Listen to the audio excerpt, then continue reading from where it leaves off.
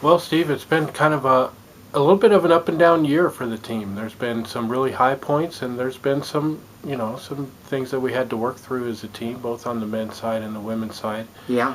But as you look back over the course of the season so far, the dual meet seasons, the training sessions you had in the winter, hmm what do you take away from this season for this team? What's the most important thing they've learned, and what way have they grown the most?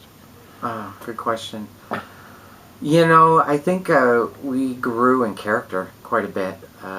This is a team that had to develop a lot, and we had to grow if we wanted to be successful. And they really bonded together over the last month or two. They've worked really hard, and so that's probably what I'm most proud of is just the work ethic and the way they've sort of rallied around each other and lifted each other up. And it hasn't been an easy season. We've had a lot of ups and downs, but they've grown through that. I think, when a team faces a little bit of adversity, you have two options. You either kind of crumble a little bit or you end up being stronger. And I definitely think this is a team that is getting stronger. You see it in little things. Every time they have to face a challenge, they come out on the other end of that a little bit better, a little bit harder, a little bit stronger. And so that's probably what I'm most excited about with this group. I'm looking forward to them getting into a 3-day conference championship because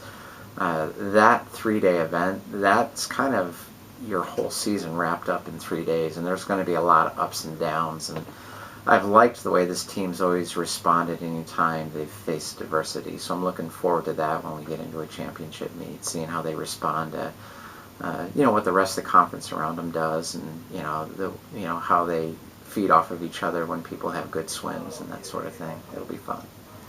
So this weekend coming up, Federal Way at the King County Aquatic Center. hmm Let's talk about the women first. Sure. The women's meet looks like there's a prohibitive favorite in Yeah. Pacific Lutheran, and then after that a dogfight for anywhere from second through maybe sixth place. Yeah. So, what are you looking for the women to finish as high as they possibly can at this meet? Yeah.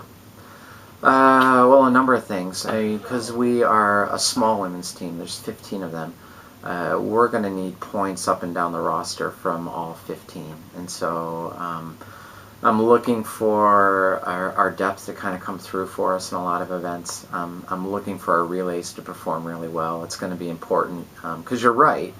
We are right in the middle of the pack right now, and we could finish as high as second. We could finish as low as sixth, and those 4 or 5 teams, if you look at the site sheet and you score it out, I mean, they're all bunched up within just a few points of each other. And so it's going to be a really, really fun race. And I'm just looking for our women to do what they do. I mean, I don't think any one person has to step up and do anything incredibly crazy.